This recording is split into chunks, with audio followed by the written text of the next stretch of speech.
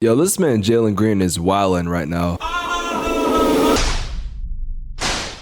The Houston Rockets have to be arguably the most misunderstood team this offseason. The Rockets have been a very interesting team ever since James Harden left. They went through the rebuild process, and now in 2023, I think it's finally starting to come together. You could honestly make the argument this year that they won the draft. I mean, they got Amen Thompson at number 4 and Cam Whitmore at number 20, which, by the way, Cam was supposed to go in the top 5. Not to mention, they're going to have a great head coach in Ime Udoka to help develop these guys. And I think most people would have said Houston had one of the best off seasons if it wasn't for free agency. Now, before I explain what the moves were that made people feel kind of controversial about it, I need to explain this. Something that people kind of forget about is that the Rockets had $61 million this year to spend on free agency. And by the way, per league rules, if you don't spend at least 90% of that cap space that you have, the rest of it will just go to the league. So there is no reason why Houston should not be spending a lot of money during this free agency process, which is why a couple months ago when James Harden said he might come back to Houston, a lot of us thought that was a great deal for Houston because that would only be like half of their cap space. Not to mention there was still a possibility of him taking a pay cut to rejoin this team to get more assets. So I want you to remember that when I tell you that Van Vliet signed for a 3-year, $128 million